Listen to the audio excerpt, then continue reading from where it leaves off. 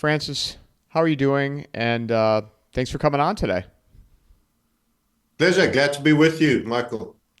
I have to say to start off this conversation, you were the one that you were talking to Andy Scheckman a few months back, and Andy had come on my show, and he was diving into a lot about what you two had talked about, and it was the first that I had heard since the Trump administration had taken office, a perspective that still I don't think the masses, and I'm baffled by why more people aren't talking about it, but what this administration is attempting to do, both in the United States and globally, the shift that's occurring. And you were talking about, I'm paraphrasing you here, and you correct me if I got something wrong, but the reset, and we are moving into a new era. This is the dawn of a new day, and yet Francis, why aren't more people? This is one of the most important topics out there, but yet it's not getting any coverage both on the right and the left. It doesn't serve the people that are orchestrating events to have people unduly awakened. They'll do enough leaking so that the small and the observant pick up that a certain really, wow, that's a significant point. And that I call the establishment of alibi. If I've just said quietly in a very small column somewhere in a newspaper, or made a wry comment that near the end of an interview where all the journalists are already standing up, that just gives a little bit of a leak as to what it is. I've established alibi. I've warned you. You didn't hear it. You didn't choose to listen to the right things. It's kind of like, I've stolen your wallet, Michael, and you've asked around whether it's in anywhere, and then I've sort of mumbled under my breath something which you'd really have to have paid attention to do. It's a kind of thing that people that have got duality of agenda, let's just say, tend to do. And the other thing is the financial media is very captured. The main powers of financial media are Bloomberg and CNBC and various other aspects of this. And they've created a sort of hysteria entertainment model. You've got Kramer who will rant and do various things and get a lot of things extremely wrong. So people just become numbed and nullified to, possibilities and probabilities. It's just a highlights reel that rolls on where, everybody's very excited, but nothing ever seems to happen. And it's kind of, there's a concept for it. It's almost a psychological concept of hypernormality, where everybody just expects every day to roll with minor differences similar to the previous one. They don't notice that there's that famous saying that, you can go decades with nothing happen, and then you can have days and weeks where decades happen. And we're kind of like that. I'd also throw in, if we're dropping cliches and phrases, the bankruptcy curve, Ernest Hemingway's famous quote. At first, it goes very, very slowly, when asked how he became bankrupt, and then suddenly very fast. And we've just hit that, if anyone's ever looked at a mortgage curve being paid off, you're getting that very slow progress on a mortgage being paid off. And then round about, 5 to 10 years before, more of the payment is going to interest. Initially just $1 and it's barely nibbling it. But then you get to a tipping point where much, much larger amounts of capital are being paid off, and then it goes convex. So the curve looks something like that, and then it goes. That's your bankruptcy curve as well. Even though paying off a mortgage is not something that makes you bankrupt, it goes very slowly at first and then turns very convex. And the point I've been making and shouting on that hill about is that we're at that convexity point where it goes into a capitulation element. In fact, I would say that was 2020, post 2020, when we gave our September. The debt markets have turned. It's the first call we'd ever made on the debt markets about that being the case. And it turned out to be the right call in September. And we said, this is going to turn out to be our most significant call. We've also been the guy that stood on stages the world over and on YouTube and said at $70 oil and at $67 oil, you're going to trade single-digit oil for the first time in 40 years. We wanted to say zero, actually, but for credibility reasons, we just thought we'll stay with the $0 to $9 range. And in the end, actually, you got the futures market go negative. So I'm actually saying, in terms of the event of the debt market is far more large than even calling the lockdown, what turned out to be a lockdown. We didn't know that was what was going to happen. We just saw that oil was going to spill. We saw it was supported by oil provider companies. And this all comes from our technical analysis, which is macro. It's disappointing how few people look at big time frame charts and apply big time frame orientated technical principles. So what happens when a debt market turns and no longer can be the primary funding mechanism for a nation? A huge problem. And in the 4 years, 4.5 maybe, from September, so 4.5, last year we were joined by Paul Tudor Jones and Stanley Druckenmiller. I read the Market Wizards book, the very original one that had these American stars of trading. They've shown up 3.5 years after us. Now, obviously, they would have put the trade on and may have taken, let's say, even a year about doing it. But they came out in November 24. So by the time they're talking about their book, the trade's already on. They are both heavily short the debt markets. Now, when we talk to someone like yourself and your audience, the debt markets are like, I don't understand. Everybody gets Coca-Cola. They buy a Coke. There's a company that sells sugary water. We get it. They make profits. You get fat. Okay, that's the deal. But they don't understand necessarily debt business. And it is a funding mechanism. When you borrow for a house, the bank actually created that money. They didn't take it from some saver. I grew up thinking that for many, many years. Many of us did, that there's the netting off. People who save and the bank uses that money to people who borrow, and it's all been netted off. No, new money is created.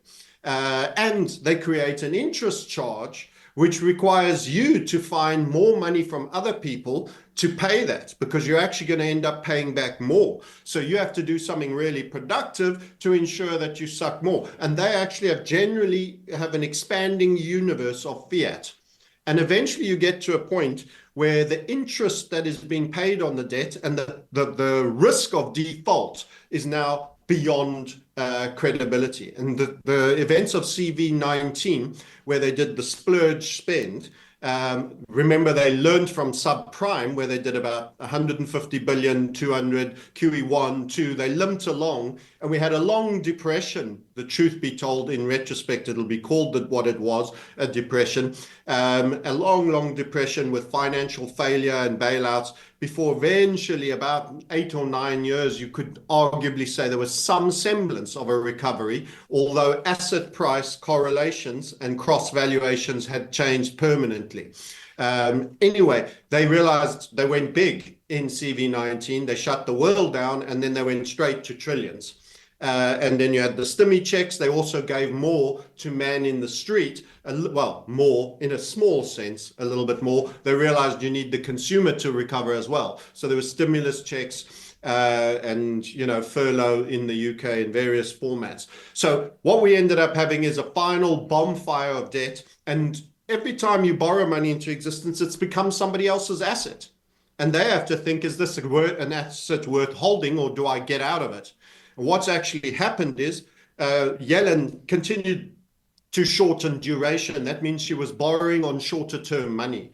That would be a bit like you originally borrowed a 30-year fixed rate for your home, and then you started continuing to live beyond your means, and you started to put your mortgage of 30 years on a personal loan of 10 years, and then you thought you put it on your credit card when the 10 years ended up. That was revolving credit, and each time you did that on ever shorter duration. The difference was she did it because on the short end the rates were actually lower, so it was trying to make the payments more affordable to the Biden government. Given the amount of money that was being splurged to Ukraine and Israel and the drunken sailor spending to try keep heat in the economy, because we actually met the criteria in the US for a recession. But they said, no, it doesn't count.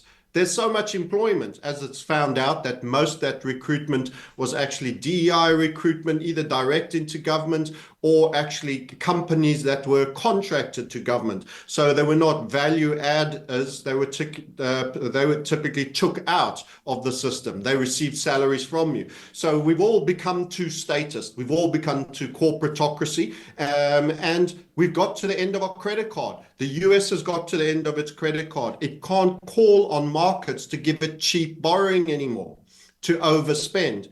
And when the government overspends, it is killing your currency and it is a tax on you because it leads to inflation. Government over expenditure, in other words, less income than what they spend, is future inflation because they put it in the debt market, it goes on a credit card, and you are no longer productive. And it's the same as people. You either produce more than you consume and then you stack gold. That would be the nation equivalent of China, or someone who has a productive business and doesn't overextend and doesn't buy debt and stacks gold. Or you earn 100K and you live like you're earning $250,000.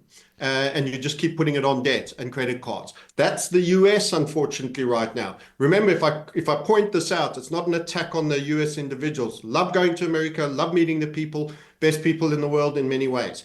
The people running your game that you have almost in a parasitic sense at the top are the people that are putting about a controlled demolition.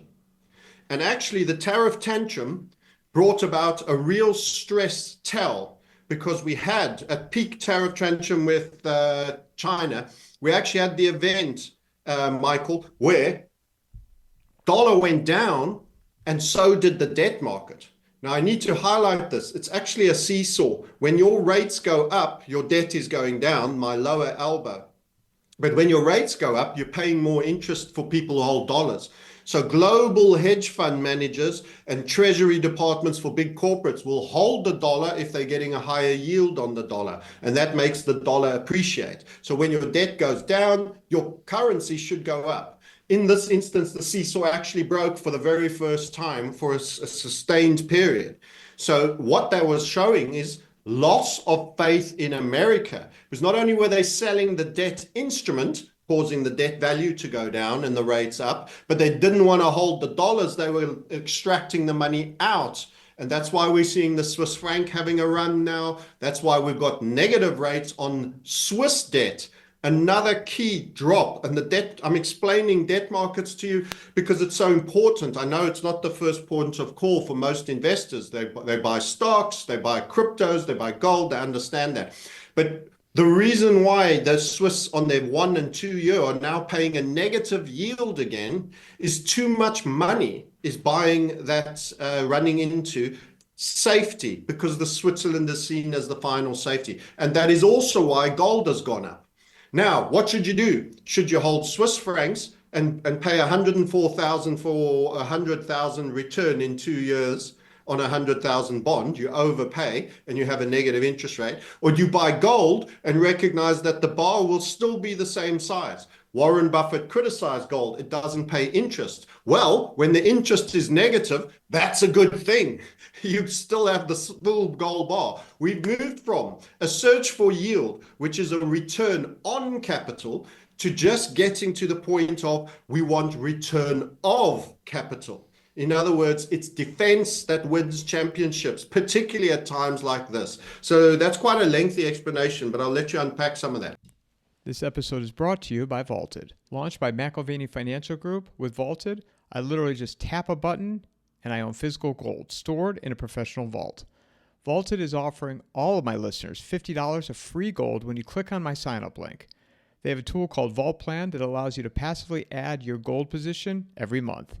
Just activate it for 6 months and you will get $50 of free gold in your account. Click on the promo link in the show notes or go to vaulted.blbvux.net/coffeeandamike. Let me ask you a couple questions here, because going back to 2008, I never thought the system. I thought the system was at the end point back then. I mean, that for me was the moment where I realized we're fake. This is all a fugazi. Like, we're printing money to prop up dead institutions. I mean, we were propping up the automakers in the United States at that point. So are you surprised that it's been able to limp along to where we are now? And the other thing is, these people are very creative in how they can just keep kicking the can down the road. So, in your estimation, how long can they keep attempting to do this for? Well, my primary point here is that bottomless overdraft has been pulled. It's actually changed. And there's a couple of things that dictated. Many people saw the politics of Elon and Doggy and all of this. They didn't realize this became a necessity. The whole thing about frugality and cutting costs and finding fraud. And, obviously there's party politics. They get to badmouth the Democrats. I almost called them demo rats, but it would have been an accident. I have no dog in the political fight. I don't think politicians represent you, full stop. But, so there was some pokes in the eye that could be done against the conduct of the Democrats, which was atrocious. But at the same time, their ability in inheriting this poison chalice is there's very little they can do. There's 9 trillion that needs to be rolled expected this year. That's the number I've been provided with.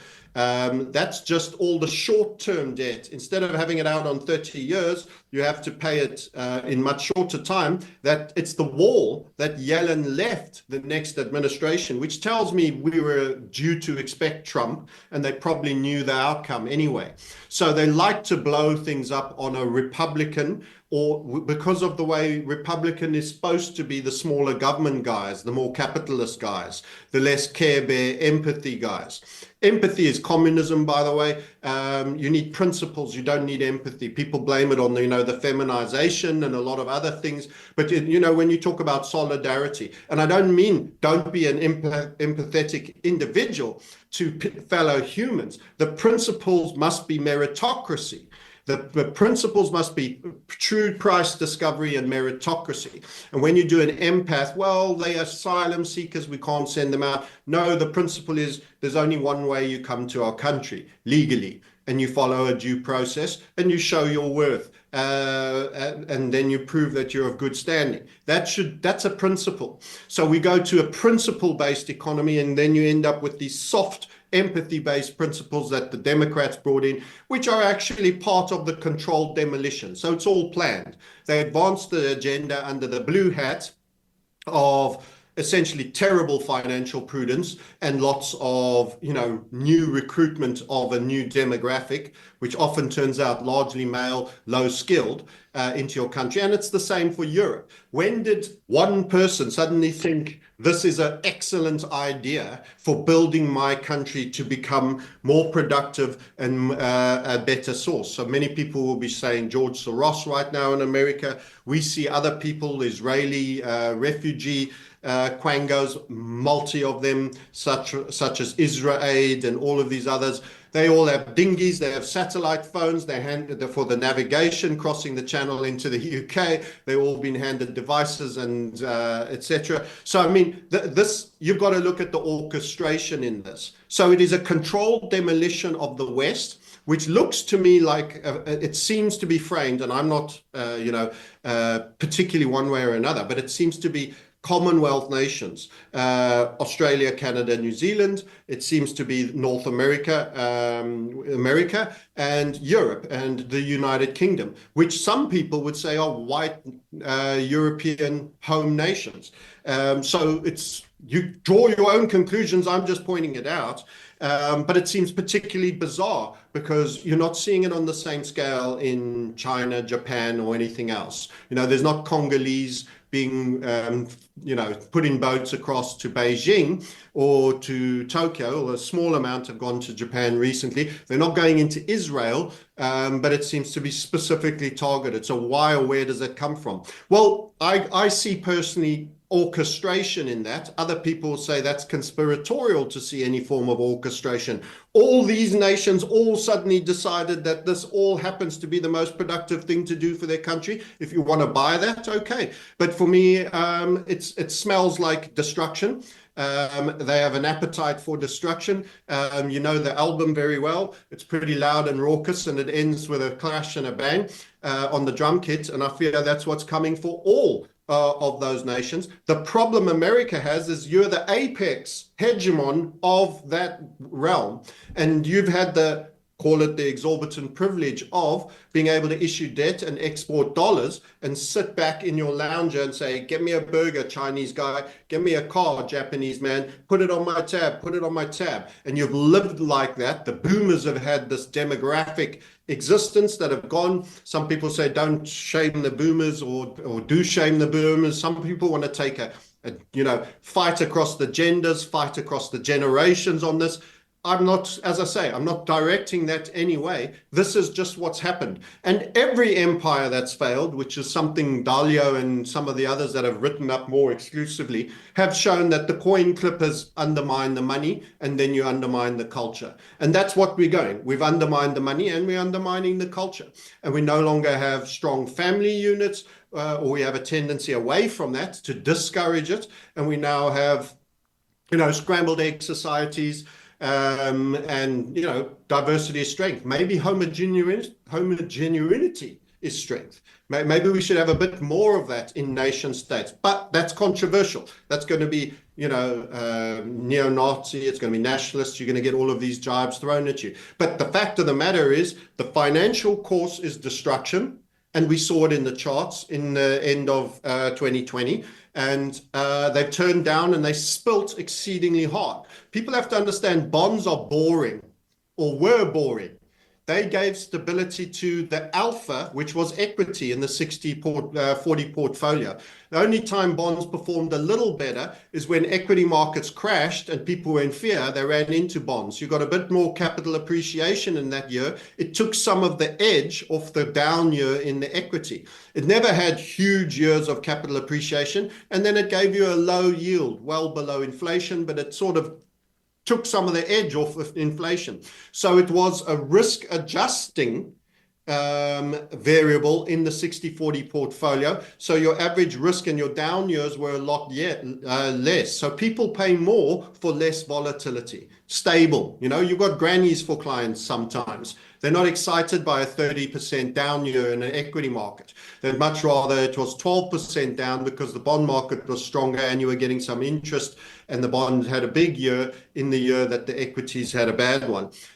So that's why the 60-40 existed. But before all of that, actually it wasn't a 60-40. It was a 10% gold. Some even had 20% gold. There's certain families of wealth that actually have a third, property, equity, and gold. So people forget all that. And that is your insurance fund against bad governance and unsound money. And what we have now is the beginning of the realization of serious unsound money. And it's by orchestration. And the people that are going to extract the wealth, they're betting against their own system. Some of the Wall Street people that have created the problem will now be betting and profiting from the collapse in the debt markets. And it's going to bring a horrific contraction to the living standards of America particularly, but the West generally. And you're going to become a much smaller consumer by nation. And you're going to have to cut your cloth according to how much you produce that other people buy. That means devaluations in dollar, devaluations in the debt. That exorbitant privilege is going to be walked away. So I say to many Americans, you don't have to see this out. You don't have to pay for this huge debtor boomer generation. You can leave. But it's not an easy message, especially when you've lived all your life in America. You married an American lady, you got kids in school. I understand that. I've had to do that, by the way. So I know that. I've had to leave my mother nation that didn't want to hire me because I was the wrong color at the wrong time, because they were correcting for bad political policies before. At the end of the day, I don't want to be damned by timing. I don't want my life to be damned by timing, and I suggest you shouldn't. Sometimes the best success for yourself personally is positioning in the right way. Kelly Slater's the best surfer, but if I put him out here just outside where I am in Cyprus on the flat Mediterranean, he's not going to score any points anywhere because the conditions aren't right. I could go some great place and put an average ride in and beat him, not on account of skill sets, but by being in the better environment. Sometimes you need the best environment for growth, and there's going to be a lot of contraction in America. But wherever something contracts, there's liquidity flowing away somewhere else, and something else will be expanding. And we identify those markets. It's quite clear that Dubai and the Middle East are going to be coming up in the world. Do I like what goes on there? And am I comfortable with their relationship and other things? No, not particularly. I much preferred when America was the big guy in the room, to be honest. But, it's the end of the credit card, and that's a big downdraft. Some of you could look at Latin America, look at Indonesia. They've got a much different demographic. There's positioning for various things that you can think of in terms of your skills. But these are the thoughts everybody has to think. If you're hunkering down in the States, you want to get rural, you want to get self-reliant, and you want to have off-grid money. Off-grid money will ensure for you that if they do a big takeout of the banks, or they get you forced into a CBDC. If you don't have gold and silver, you're probably going to need some black money, basically, what I would call. In due course, I anticipate them to want us all to register our gold and silver holdings so that they know how rich you are. I'm expecting very positive things still to occur for gold and silver, despite having been a bull of gold and silver since I started my YouTube channel. One of the core reasons I started it in 2009. Which is at the base of the bottom of the post-subprime. I said there's something bent going on here and people don't understand. And I'm still saying that, and now we're in the 2025 debt-based collapse, and it's particularly bad for America. Sorry for the bad news, but the opportunities are huge if you're prepared to position in the right businesses. Maybe you want to be a cash and carry guy. Maybe you want to get into pawn shops. I mean, PAWN shops, not the other variety. Or maybe, bankruptcy lawyers, because there's going to be a lot of clients that you might have to deal with. Or you want to get into resources, where suddenly we're going to have a swing back to resource away from the ECG. There's industries that will be better for you. There'll be countries that will be better for you. You don't need to get them all right. You just have to position well by what you do and where you do it. Even inside America, there'll be better places to be than certain others. For example, New York's, I'm not starting there. California, I'm probably not starting there. Maybe in the South, more better. Maybe in industries which bring resources, very good. I don't know about farming because it seems there's an attack vector that's being directed at farming. So these are the thoughts and discussions you need to have with family. So I would also throw in there, I live in Arizona, and I was getting in a discussion last night with a realtor in Arizona saying Phoenix is a great place to be. And I said, well, yeah, there's a problem. There's no water here. And, this is a desert. It was not designed to have this many millions of people live here. Las Vegas, the same thing. And to add to what you said, I'm not saying we're going to run out of water tomorrow, but if there was ever any type of cyber attack or anything without electricity, and if it happened in the summer, this whole city would be dead. This to me is not a good place to be. It's not a good place to live. And so you were talking about the United States. Great you say that, because self-reliance for me is about power and water. If I have power and water, so I have solar and I have rainwater harvesting, and you want to be in a place where you get enough rainfall to harvest, and big tanks in the water. So those are the two first things I put into any property I purchase, freestanding home. I had a friend that was in Western North Carolina that went through Hurricane Helene last year, and he had said to me he didn't have power for 10 days. And he said, a lot of do's and don'ts you learn when you actually go through it. He goes, this was a great test for prepping. And he's like, the most important thing, access to clean water. He's like, the first thing people say when they think they're prepared is the generator. Need a drink. Sorry. Oh, no, go ahead. No, the generator. And, the generator, good luck with that, because if you need to get it filled, so is 1,000 other people. Good luck. You don't need a generator. You need water. Indeed. So you triggered me with that access to clean water statement, by the way. I want to. I suddenly had to wet the whistle. You're absolutely right. And power. You want to have solar. You want to have smaller solar things for charging phones. It's without doubt grids are going to be part of failure. So that's mobile networks. It's power networks. It's internet networks. You can get up to all amounts of mischief and prevent retail from selling out of stocks. or anything that could be going or withdrawing money out of banks when you take a grid down. You just go, the power's off. The power's off. The power's off. The ATMs don't work. The bankers have been sent, the tellers have been sent home. The branches have been shut. It's dangerous. You have a few looters causing some mischief. The market can open gap down 3 days later. And everybody's lost a small fortune except the insiders that were privileged enough to have backup systems and still have access to gateways. These are the kind of skullduggery I'm anticipating as possible. It doesn't mean that it has to happen. It's just possible. And the point of the matter is you should have cash and you should have gold and you should have some silver too for the smaller denominations for transactional value, and have more cash than other people. What some people think is some cash is, have a substantial amount. Look, it loses value in inflation, but at least it's emergency money, and have gold, especially if you're sitting this out in the States. And also get rural, get water, get solar. And then if you've got clean water and you've got your own power, have batteries, oversupply on batteries. And then that's when you can start with the chickens and everything else, and you can actually have your own food. But don't expect it to be easy. The problem with all of this is they're not stupid. They game theoried all of this.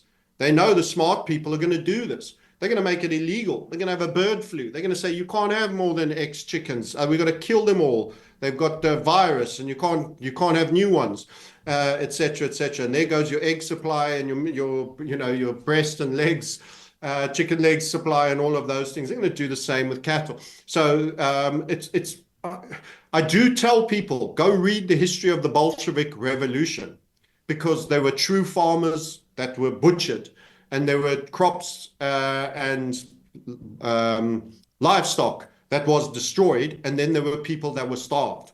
And many people go, yeah, but what's that got to do with today? Who knows? But be careful. And I'd rather not be there in those places. I've had to leave South Africa because of what happened there. I have had to leave the UK for the direction and trajectory I see it go in. There isn't a day I look at the direction the United Kingdom is going on that I go, damn, I wish I'd just hung tough there a little longer, and I go back when I visit SA as a tourist now in my own home country. I'm just a very well-informed tourist. I don't pay for corrupt governments. And I get the good life, the lower cost of living for a certain amount of time, and I make sure that I'm not present there for more than the 6 months. And that allows me a mobile existence with optionality, and I encourage others to think, look, I'm not trying to say I'm super smart and I've cracked the code. I don't. I think they're gonna corner us all in some ways, and 9 out of 10 of your plans may fail. But just having the one plan, you're guaranteed 100% failure. It's hard for Americans. You've lived in a great country, but have some offshore optionality outside of the West. Don't go to Europe. You know what I mean? Outside of the West. And many of these nations we've looked down on knows that. We shouldn't. They won't go through the bath that the Western nations will go through. Well, and I think too, we were talking about boomers earlier, and I've been, experiencing a little bit of backlash from them. This doesn't apply to all of them, but also, in my opinion, and I'll be 47 at the end of the month, so I'm not, I'm not in my 20s, but I'm also not in my 60s or 70s. But for them, the system has always worked, right? Anytime there's been recession or any type of economic setback, it always comes back around. This time, I feel like it's going to be different, but yet they either are trying to limp this along, hoping it stays together until they die, type of mentality, or they just don't understand, the damage and that we are at the end of the road.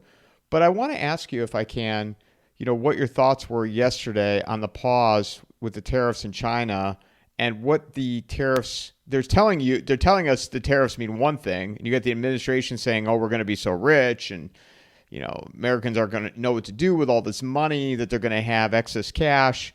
But explain to people what they are really doing here. And what were your thoughts when the pause occurred yesterday? It was a great gold buying opportunity because they dipped gold for the lead up 2 days before and on the day that they announced. And today it's up. That's how I treat it. It's theater. It's political theater. As I've said, both all governments are largely controlled, in my view, to degrees. Not perfectly on every detail, but largely controlled. And this whole China versus America thing. There's actually a preordained winner, and it's the one that produces more than it consumes, not the other way around, unfortunately. In the long run, he just has to wait and you die under weight of debt. And that's already happening.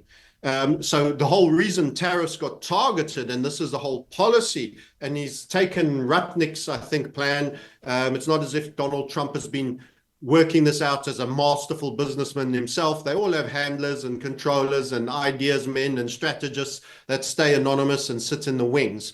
You'll see in the UK, they'll even admit that the permanent bureaucrats in Whitehall run the country. The presidents and the prime ministers get documents with the summary of the meeting before the meeting is even held. So you're talking about role play more than anything else here. And it's a controlled demolition. And then it's time for the new. And the parasitic forces are going to extract a lot of wealth. They're going to have it in trusts and companies and listed entities. And they can go and live anywhere else and move to the new host. And for now, that's China, because if you look at their infrastructure spend, what they've done with it, they've gone up in leaps and bounds. Now, I don't particularly choose to live in China myself, and it's a communist country. God forbid you if you criticize state or anything like that. But they've got a burgeoning middle class now. They're the biggest consumer now of cars, as well as the biggest producer. So that tells you a lot of things. When families are wanting cars, they're not poor. Their living standards are climbing, and unfortunately, that's associated with a descent in European and Western and American, living standards. We've had our run. That's it. And there's going to be quite a bit of malice laid on us in retrospect as well. You're going to feel like the guy that once was king, who now everybody disses. And we got to not allow that to happen. And I don't want to see it happen, but I think it is. So you really need to prepare now for what's coming, because any day I would be not shocked to hear that, after some cranky bond market action, that the stock market doesn't open, various things are not available, people are told to stay inside, or this is happening, and then you wake up and then they've said we've had XYZ has happened, and rumors can start sleeping out. We'll have the equivalent of a kind of a lockdown-y type vibe. And then we get told that this happened and that bank failed and that caused this. And as a result, the payment system's gone down. Please be patient. You can't draw any money and, various other things. And then eventually the mood will leak out that no, all these systems have failed. We don't have the pension records, or we do, but we can't pay it, or there's a default of some form. This is sort of Ice Nine type vibe that Rickard's mentioned in some of his material. Although, again, he's been talking about the joys of tokenization, which is all part of the BlackRock agenda. They want every asset you own tokenized so that they can buy it and own it online. If you're forced to put a derivative proxy on your home and float it on the blockchain, I can buy that token online and then own your home and trigger a rental agreement in it. I don't think that's a great world for us. I don't think it's anybody's business how rich you are. To be honest, I don't think it has to be, government is entitled to know everything you own. But the surveillance grid that is being put in, that is biometric, everything is creeping biometric on your devices, in airports if you travel a lot. This is knowing exactly who you are, and then they will want to know exactly where you live and who you own and who's the slave master. So as a current nomad capitalist, I don't think I'm going to be able to get away with being mobile forever. They're eventually, having that level of mobility, the freedom of movement, everything else. They want to close us. They want all the rats in the barn, and then they want to make sure all the doors are closed before they burn it down. And to them, you and I are rats. Well, that's what, we were talking offline about Matt Smith's article that he published on his Substack where, and he wrote how COVID was the stage one, right? That was the test. And what did they do? And people just willingly complied. And as I've had time to reflect on that, I mean, when you look back on that, you couldn't get on an airplane without a mask. They did COVID tracing. They were able to deposit money directly into your bank accounts. So, if they were to roll out a UBI, And the question that I have, as I've reflected on that article and what you just talked about, do you think that as they've put in these control grids, because to me, in my opinion, the CBDC is basically here because we do everything on these phones. These phones, people are zombies to these things. They're looking at their phones when they cross the street. They're looking at them at the urinals when I'm in the gym, in the bathroom. People are staring at their phones. So, and that's not going away. But do you think that this attempt to control everybody, eventually people will break out of it, where it won't work and the system will, collapse on its own?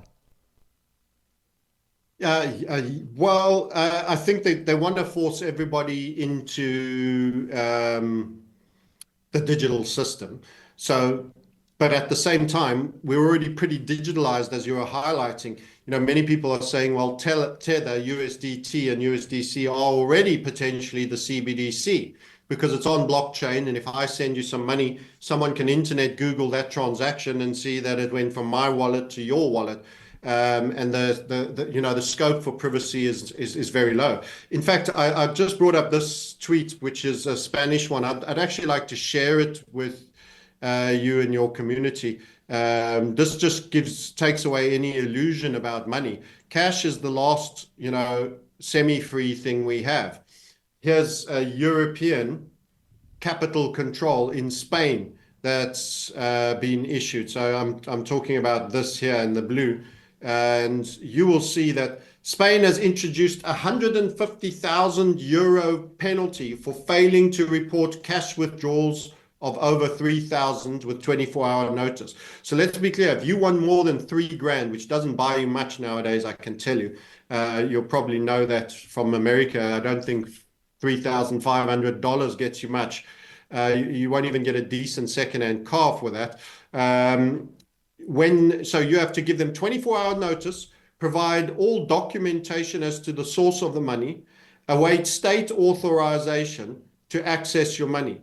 So if you're waiting for state authorization to access your own money, it's not your money. It's not your money. It's an asset that you're allowed to use. It's kind of like a carpool share. You have to apply to use it. You got to walk to the garage and you got to say, I would like to book the use of the car. It is owned by 10 other people. Whenever you're going to do, and have you been a good boy? All of this. So the EU is bankrupt and will try to seize all your assets. And 3,000, you must notify the tax agent at least 24 hours in advance and then they're going to ask you what you use it for. What's your intention? Since when is anyone allowed to know what you intend to do with $3,000? I mean, to me, that's absolute lunacy. But from your civil forfeiture rules that you have there. I think I saw someone with $1,000 in the States being pulled over and that being forfeited on it being an abnormally large sum. It's like you must be money laundering or doing something like that. So there's all sorts of funny restrictive cash related movements, and cash is your only anonymous money. Forget this crypto realm. It's open source bloggery on the web that any agency can search with basic tools. Outside of a couple of privacy tokens that might make it somewhat more inconvenient for a while, like Monero and one or two others. This is open source spending. If you're interesting enough people can find out what you're doing. So that's where we are on money. And to me, I think that doesn't sound so free. That doesn't smell like the land of the free if you're American. And it is because it isn't. And it's the same in Europe. And it's draconian. And here's why this is happening more, and we're hearing more of it in the Western realm. If you look at the total population of the world, we're actually a small segment over here in the West. And then the rest of the population, much, much larger over here. Let's see if I could squeeze all my hands in. If you look at the graph of relative income on the much larger slice, it's the average income is like this. If you have a look at our average income, it's much, much higher. And they're coming for the great leveling. Your cost and standard of living is going down, and we will be aggregated down to the lower common denominator. And a lot of those others are going to be going up, including the Chinese middle class and many of them. We don't have exclusive rights on who works hard. The Chinese outwork us. The Japanese and the Koreans are probably smarter than us by IQ. There's a very competitive world. We've existed in a certain unique structure with certain momentum coming out of World War II and then capitalistic tendencies that served us very well. But America's production has been in decline since literally the end of World War II, from about 48, 50. More and more has been made offshore, and it's non-stop. And now the indebtedness has been in the opposite direction as the production is down. And now this delta difference has got too big, and the cost of servicing the existing mega bull. And who's had the great existence? On your point regarding boomers, the boomers have got away with it because they've had every other extensive bubble come their own way. I'm Generation X, I'm behind them, so I can poke my finger at them, but they've had every successive bubble, and they've had the Greenspan, Goldilocks economy, and now it's coming nighttime. And now they all want to sit back and make sure you pay for their welfare, Medicaid, and everything else. And I'm just saying, doesn't sound fair to me.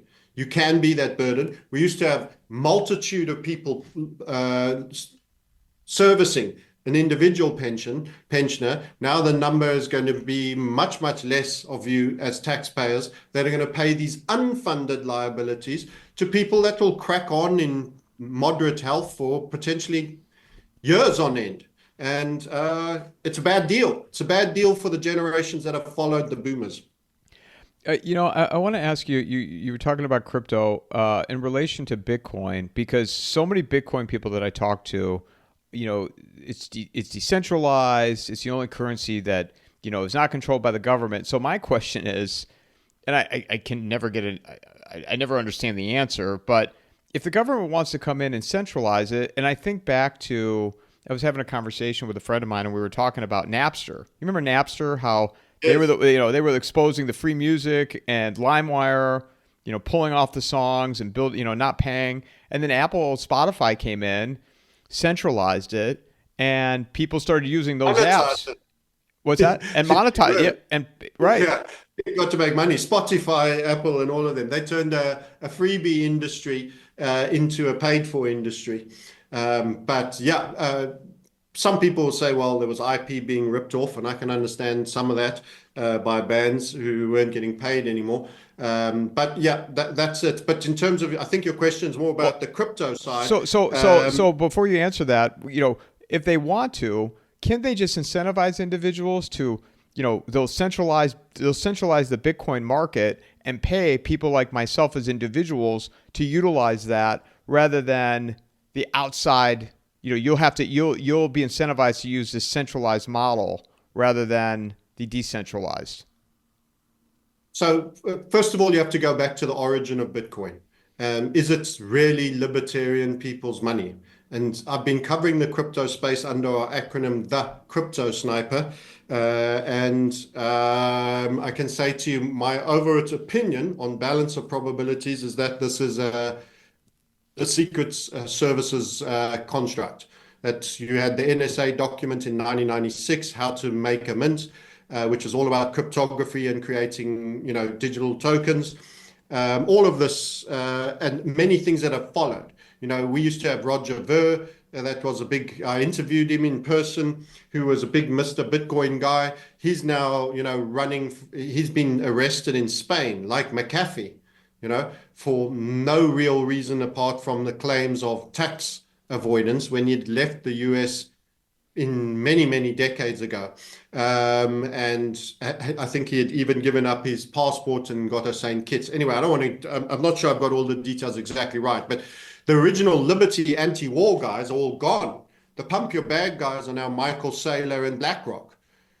So we said all along, don't trust that it's going to pivot and keep coming closer to being part of the banking cartel. Now you've got Mr. BlackRock, who's going to be picking up the contract for the destroyed Ukraine, who's also sits with all the corporations selling the bombs and the arms to destroy it in the first place, and is picking up the ports supposedly under Donald Trump's instruction in Panama, all of these funny narratives. You're run by a corporatocracy, and the legacy wealth families have massive control over BlackRock, and Finkelstein, as I call him, Larry Fink, is in charge of that big corporation.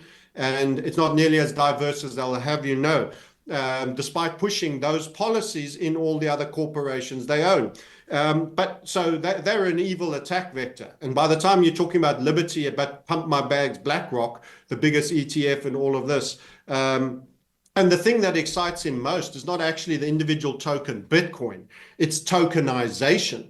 As I've already referred to, this means everything you purchase in the future will also have an avatar, a separate derivative proxy. You buy a bicycle at, let's say giant mountain bike stores, and they'll give you also the valid token that says you're the valid owner with your biometric face. And if I want to buy your bike and not be called a thief, I actually have to buy the token online and then come collect the physical bike. Now, the value that gives them is that in bailouts on everybody not being able to pay their super spike rates in interest on their mortgages, those that don't have fixed rates, is BlackRock can, without even coming to your house, buy your house by buying the token. So first they will want to know what you have and who you are. Then they'll register it, capture that on grid, and then they can take it off you. That's how you do it. You have to find, they want all the gold and all the silver. So first let's register it. You'll get a document, then you'll have to fill in forms, then you might have to say something, and then they'll threaten you with fines if you don't fully register everything. And then you're going to have to decide whether some of your gold or silver is black gold, or it's unregistered gold or silver.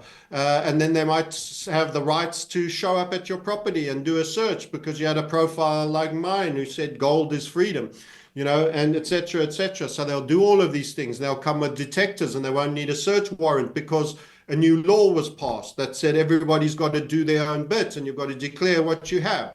This is unfortunately the totalitarianism that I fear is coming, and I think it's coming harder in the West than everywhere else. So the irony is you have Russia and China, communist nations that actually have quite business-friendly principles, and you have capitalist nations, supposedly Europe and America, that are pivoting quite communist by social totalitarianism that is coming, and the failure of the debt system. And government goes in scavenge mode. When they don't have the money, they see you as the problem and the extraction point. So taxes go up, new taxes come in, unrealized capital gains, all of this comes in, exit taxes if you choose too late to leave and they make it too expensive for you to run.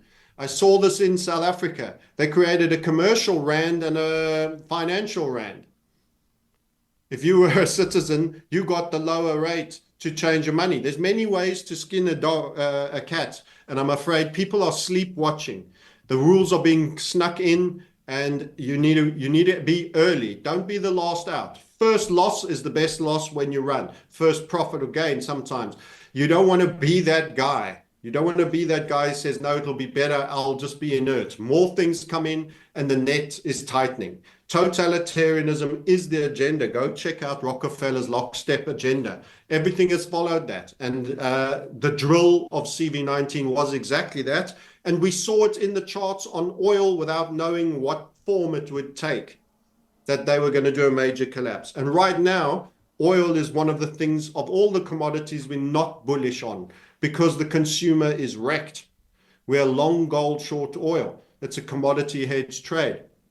And it's been working brilliantly. And the oil has been, dropping out of the 70s back into the low 60s. It's even dropped below 60 in form. And it's because the consumer is crushed. There's less purchasing, there's less delivery from Amazon, there's less packaging, there's less everything. And they don't want the inflation to be showing up too high because the interest rates would have to shoot up. So they kill the oil price. This whole story of Saudi continuing to pump, it's in lieu. They are part of the orchestrators and part of the system. Why would you do a not-for-profit trade? They should reduce the amount they supply and get a higher oil price. But the world needs a low oil price because the inflationary numbers will be too high and interest rates will have to start going up. They're going to go up anyway, in our opinion, in the long run, but they would have to start going up now if we were facing $130 oil. Wasn't that long ago we had 129. It was 1 or 2 years ago. Imagine that now. I mean, the consumers are absolutely highest level of bankruptcies, biggest housing finance rejections, 41%, car refi rejections, 36%. All of this is going on right now. It's people are, why? Because they don't want to originate more debt. The banks don't want that debt on their books because who do they sell it to? They used to be able to securitize it and sell it on. Nobody wants to buy it. There's 9 trillion that needs rolling over. There's too much debt.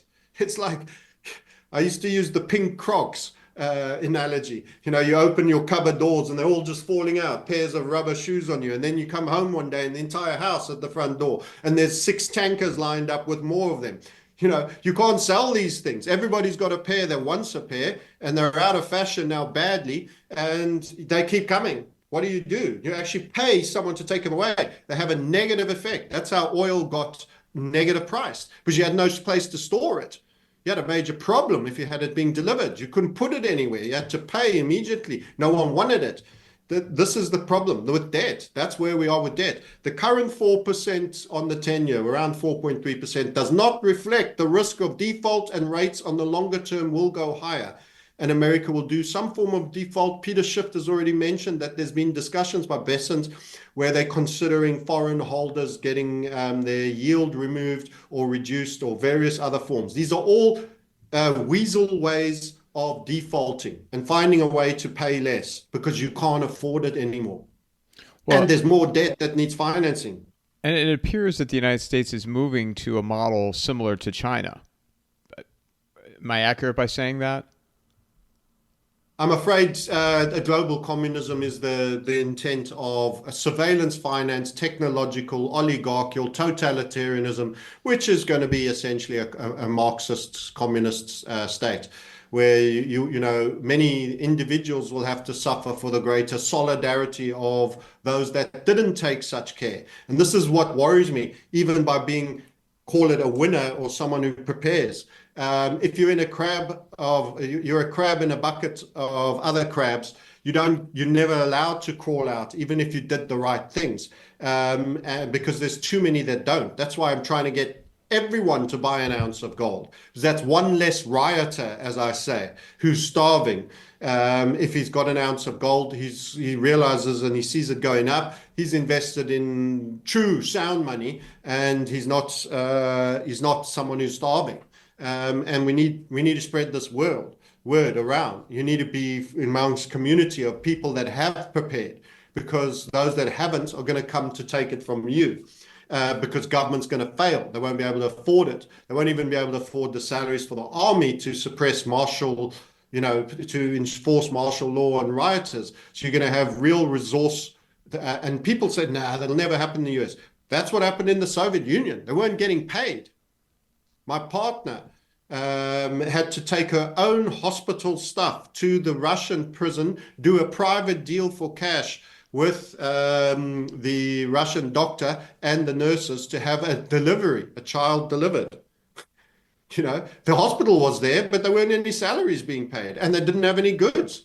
You had to buy on the black market what you needed for a birth and bring it and pay hot cash to them. Now, obviously technologies will change. You might not have cash to do that, but that's collapse. That's what happened in the USSR after they did their debt bust.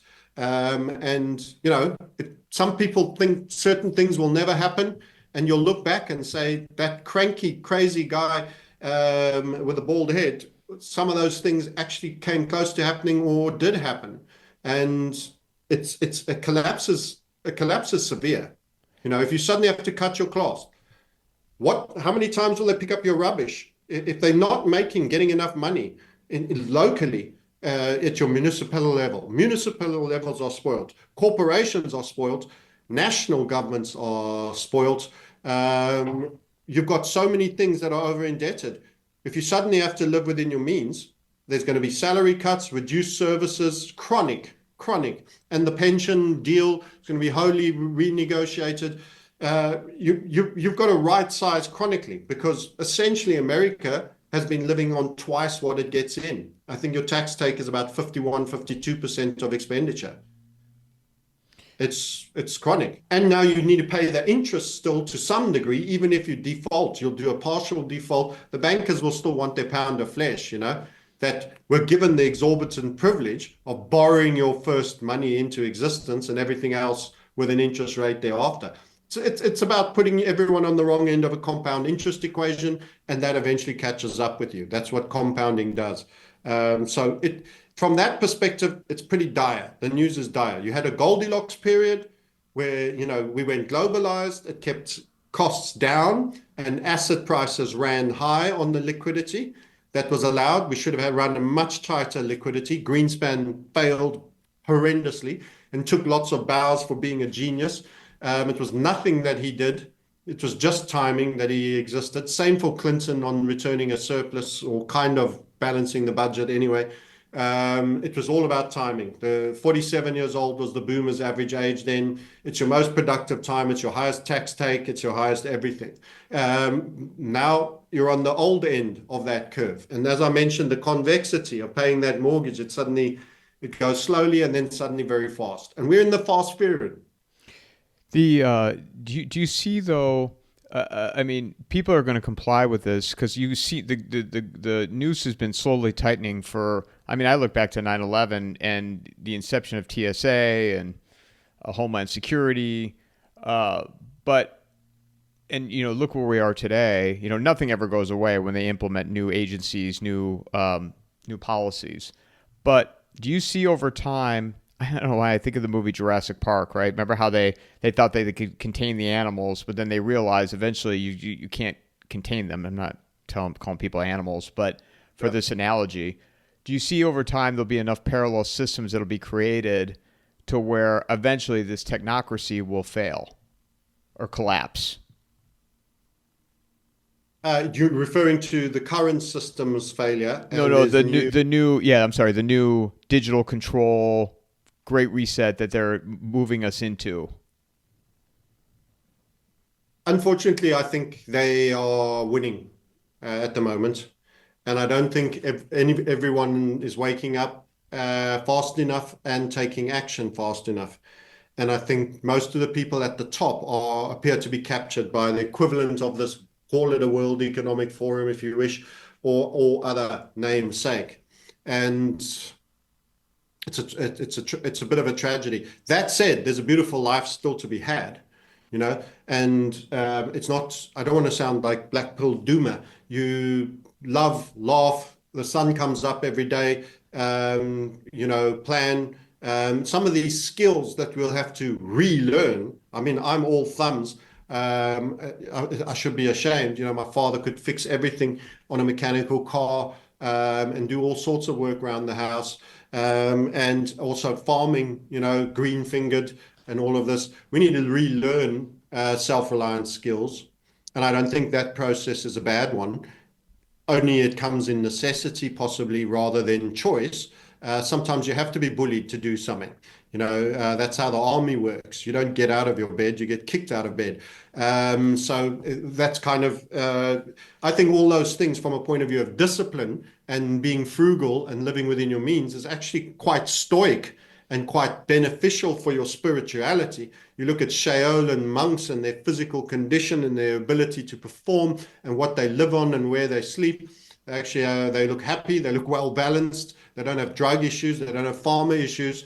They're very centered people. So I'm not saying, okay, we're all going to become Shaolin monks. I don't think we have the discipline or the fortitude to go through that, some of us later in life. But the point of the matter is it's driving us back. It's driving us back to being human again. But there is that attack vector that wants you in a surveillance grid, that wants everything you do to be checked, monitored, and followed. And it is a prison. It's a digital prison. Devices are prison tags. You carry them around willingly for now because they keep you dopamine infused on Twitter and likes and whatever the case may be and updates and all of that. TikTok and TikTok, yes, and 100%. So, all of those things. But that's why they want to push battery cars, I'm pretty sure. They can lock you in and drive you to the police station and hand you a woke fine for wrong speak or hurty words. Drive you off a cliff, Francis, if they want to.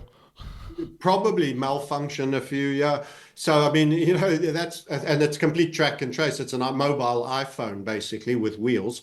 So, all this climate story is big scam. That doesn't mean we can't be more efficient, and we shouldn't be more respectful to nature, not leave things lying around. But generally, the science seems to have been corrupted.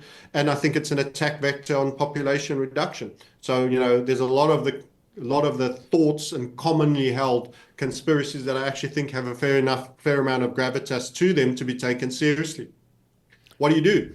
Stay out of those nations. Stay out of the nations that, I mean, someone's still got to explain how a consultancy that works with the military industrial complex in Deagle stats gets to forecast that only 99 million Americans will be around in 2030 or 2020, whenever the year was. What happens to the other 200 million? What happens to the 77% of British that disappear? It's kind of worrying. Is that a war? Is that something to do with the injectables? Is that something to do with what? And most people, when they forecast, they look at the birth rate. It's contracting, it's growing, the net rate of deaths and everything, and they'll go forecast out for 3 or 4 years. You don't tend to forecast out major decimations in population numbers in Western nations. And that was being done for the military industrial complex, who obviously looks at GDP and number of population. So big population numbers with big GDPs can afford a certain level of spend on military. That's how they extract money. It's kind of a tax. Yes, you get a plane and a bomb and everything, and they grow old, so you've got to use them. So go find a war to fight. It's a very terrible system. And it's very corrupt. Arms dealers are essentially the spiritual grade of zero in the world, very corrupted, many bent politicians. You and I probably understand that there's a sweaty brown envelope business that's existed for many, many years, and the enrichment that goes through that mechanism, which is why we've had so many wars. Because the politicians want to load up debt on you, the citizen, the American, and pass ridiculous costs via Lockheed Martin, BAE, and all these companies, Raytheon, and massive handbacks for those that sign off on contracts to spend money that isn't theirs, that is actually overspend government, which is actually an inflationary tax on all the citizens, which is why gold used to be $30 or $20 and is now $3,300. That's how much buying power you've lost as an American, probably 97, maybe 99%.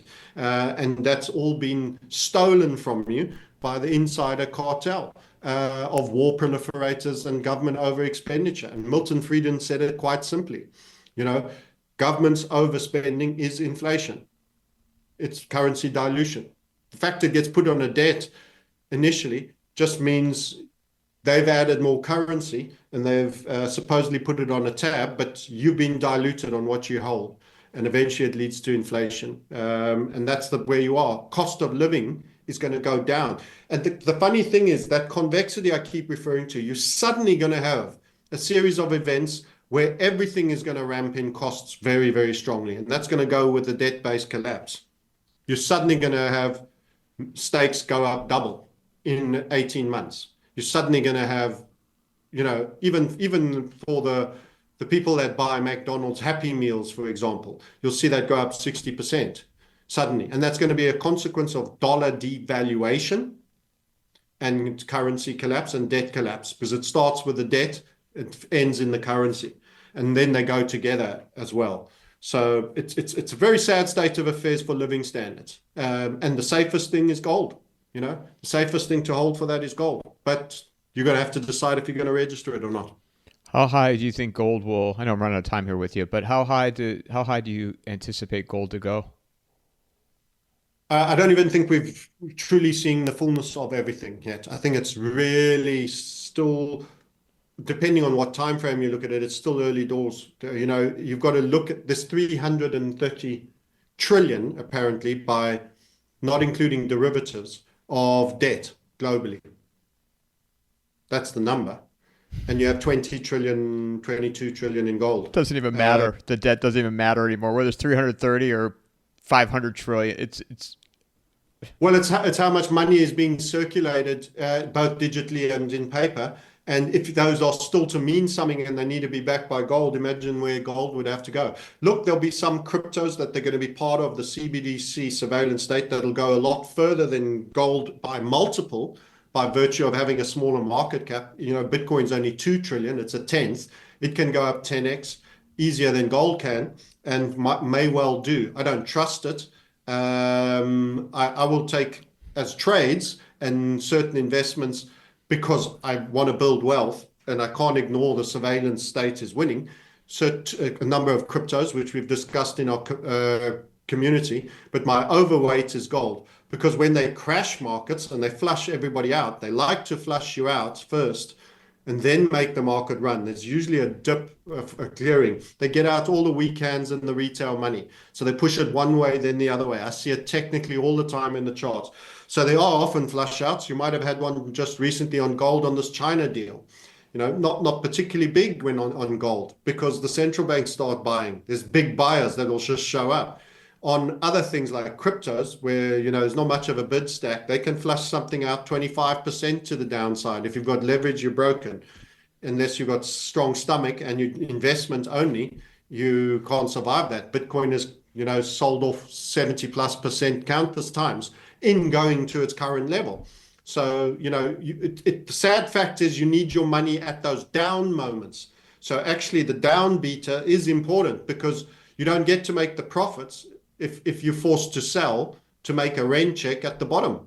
Once it's just lost 75%, because it'll lose value at the same time that big impact occurs. Look what happened in COVID, fell to $4,000, you know? So it's good to have something that doesn't go down much. During the yen carry trade, Bitcoin fell 30%, gold fell 4.3%. So people also have to look at what's the downside beta, not the absolute return. That's a little bit more of risk adjusting in that. You're probably going to need your money when everybody else needs it, because there's a globally synchronized event. Look at CV19. Who was feeling super rich of normal people during lockdowns? You know, we were kind of lucky because we streamed every day and we had a captive audience and we did great business. But most people, all their feelings of wealth dipped. Why? Because they had to shut their restaurants, their coffee shops. They stopped earning for an extended period. They had to buy safety equipment and masks and snorkels and everything else they were trying to peddle us, and, you know, hug your neighbor condom suits. I mean, the lunacy of that era, as someone who rejected it fully and wholesomely, still amazes me. And the disappointment with the mass psychosis. Unfortunately, most people will disappoint you. They don't have strong character, they don't have principles, and they will allow themselves to be bullied by a statist attack vector. And, you know, there's still people on social medias and Facebooks that were chastising me for my declared opinion on YouTube. We have 2 strikes on our channel for saying don't do it, don't take it. And we said that before they even said it was going to be about a vaccine. We said it was going to be about the vaccine. That's what they're going to come and do. And they're going to tell you it's going to save you, and they're going to rush it. We guessed the playbook very quickly. And I tried to stop everyone. I've just had a friend visit me who was vaccine injured. He had his throat cut open, half his tongue removed, massive aggressive tumor after it. Just because he wanted to visit family and didn't want to go without. And I was desperately trying to talk him out of it. His life changed. He had to go to speech therapists and relearn how to talk. So, I mean, big love to him, and he's recovering and he's a good friend. He visited us and we were glad to see him. But boy, suffrage. They cut veins out of his arm to rebuild a vein into his throat. I mean, do you want that? Do you want to be part of the people getting topped off by these psychopaths? No. And as I say, unfortunately, you have to realize government and state is your enemy, not your friend. I just recorded Sunday, and I put it up yesterday with Dr. Mary Talley Bowden, who's out of Texas. Francis, do you know how many people are still getting that shot? They're still getting it today. She was throwing out numbers, thousands of people, and I can't, off the top of my head, I don't remember now what the exact number she was giving. They are still getting it, which also, these are parents that are having their kids still get it today. Wow. Yeah. I mean, what can you say? There's people that, and some of them are very nice people, you know. I had Canadian couple who volunteered to be part of the test when they introduced it because they wanted to do their bit and help with this big drama. Both passed, both canceled out. Yeah, the cancer, the spike in cancer right now. I mean, we were talking about it. It was, I mean, it was a fascinating conversation with her. I mean, I've had her on before, but they have attacked her. The Texas Medical Board has come after her, and people still today they're still getting it. It's unbelievable. Yeah, So I mean, it is unbelievable, but it's a tragedy. You know, I don't get glee out of it. It's an absolute tragedy because he was such a nice guy. The Canadian guy I mentioned, he was actually South African, went to Canada, and I just wanted to help. Let's be part of this experiment and all of that. Both him and his wife got cancer, and he's passed, and she's battered on and struggled. Wow, I mean, it's an absolute pity. And of course, the cancer plays perfectly to the same companies that made the money in selling you the problem, and now treating it with their cure. So, I mean, it's tragic on so many fronts. It's absolute extractionism. It's perverse. It's inverse perverse. And, you know, we surrendered health to the Carnegie Rockefeller attack vector, and it's never been the same since. And it's been a petroleum-based, chemical, pill-based approach over lifestyle and everything else. And it killed homeopathy. It killed lots of things that had value. And there used to be a broad church from all over the world. And of course, we've got this mechanized, funded Rockefeller Carnegie system, which is totally extractionary and realizes that healthy patients are bad clients. So therefore, it's about symptom management and keeping you sick almost, or getting you from one sickness to another. where can people find you, Francis?